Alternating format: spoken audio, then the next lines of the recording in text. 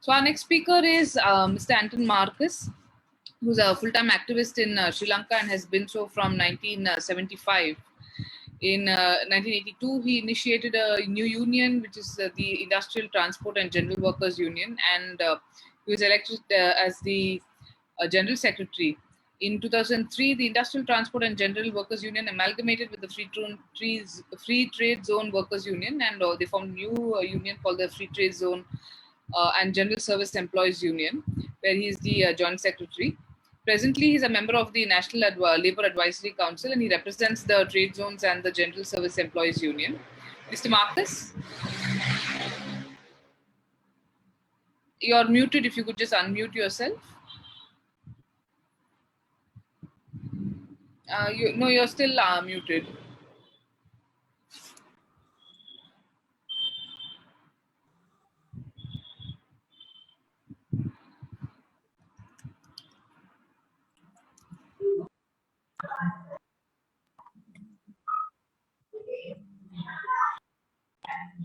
Yes, I think we can hear you. Okay. Yeah. First of all, thank you for the invitation. And I would like to share some of my experiences when we organize workers in the free trade zones. I think you know that when you say free trade zone, meaning is the union free zones. And as you know that when the Sri Lanka went to this global economic system of free economy policy in 1977, when they introduced the free trade zone, they tried to pass the legislation banning, the labor laws are not applicable to the free trade zones.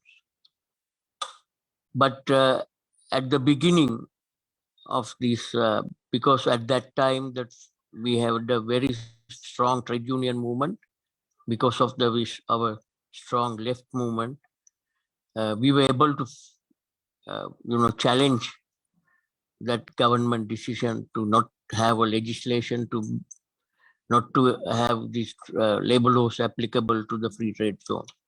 So as a result of our intervention, we were able to, the constitutional courts has given a judgment that Sri Lanka government not to have such a clause because it is go against the fundamental rights of the people.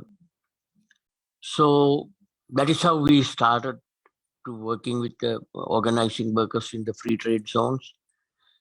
And of course, although the labor laws were applicable, but wherever we organized unions, we had a very sharp reaction from the employers. In the meantime, the government was, introduced joint consultative committees in the free trade zone factories purposely to prevent unions.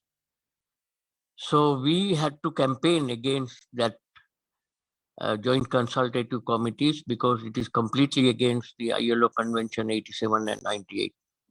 So we had international campaign in a various level. Even at that time, that we had an industrial transport and general workers union that is mainly focusing on the outside the free trade zone. By using that base, and we work with the free trade zone workers by giving education and training in order to organize them. So we campaign against these joint consultative committees. As a result of our campaign, when there was a change of government in 1994, then the new government, they abolished this joint consultative committees. Then they introduced employees councils. So of course, the employees council is, if you compare with the joint consultative committees, it is better than joint consultative committees, because at least on paper, on theory, that the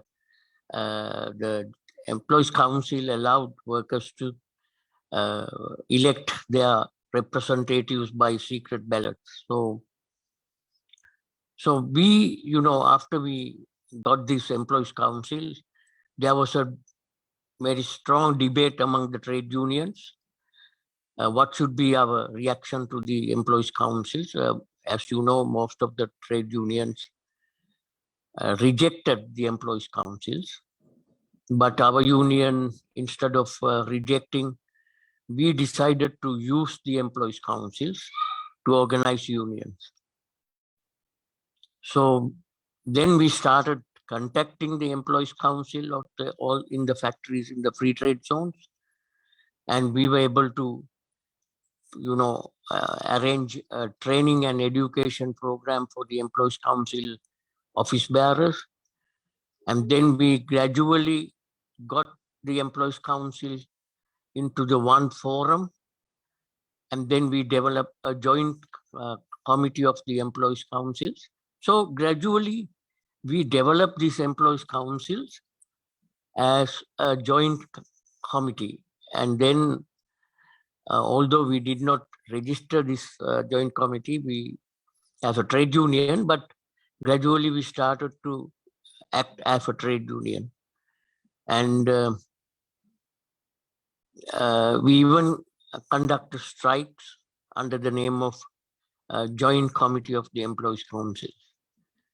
So then when 1999, the government brought a new legislation that is because of the internet, also result of the international campaign. That new legislation allowed the workers to, if they form the union, if they have a 40% of membership, then that union has to be, the employer has to bargain with that union. So by using that legislation, the joint committee of the employees council, we converted to a trade union, and then we started to work as a trade union. So now, unlike other countries, in the free trade zone, majority of them are garment factories. And so now we have unions in the free trade zones. We have even entered the collective agreements in the free trade zone with the multinational companies. And so now our union, become a biggest union in the apparel sector. And now we have even entered collective agreements with multinational companies in the free trade zones. And same time, we are representing the free trade zone workers in the National Labour Advisory Council, and we became the affiliates of the Industrial Global Union. So now we even not only engaging, improving the terms and conditions, but even we engage in the decision-making process of the National Labour Advisory Council. So I think in the apparel sector, the recent achievement we were able to we signed a memorandum of understanding with the Joint Apparel Association Forum, that is the umbrella organization of apparel sector employers. So this is because at the beginning apparel sector, the employers do not want to recognize any union.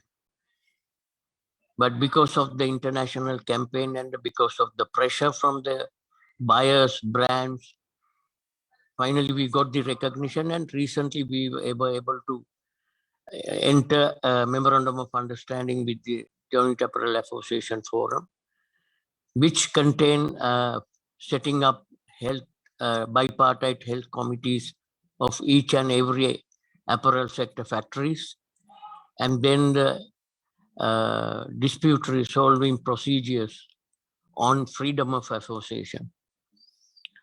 So this is how we were working, and this is some of my experience working with the free trade zones. And we know that in Southasia, all of the countries, they have these free trade zones, but in the different form and different names. And so we can say that we know that when it is very difficult to organize workers in the free trade zone, because almost all the governments want to make sure that these free trade zones are union free zones. So I will stop there, and if there's any question, I can answer. Thank you very much. Thank you, Mr. Marcus. And like you were saying, that the attack on unionizing and organizing of any form is very severe across. In fact, in Bangalore, where I am in India, we have a struggle of workers who work in the Indian telephone industries. And today is their 145th day of struggle. They've been terminated on 1st December for the sole reason that they unionized. And the entire batch of them were just removed, and they're on a struggle right now. So there is a very concerted attack on unionizing and organizing everywhere that we see.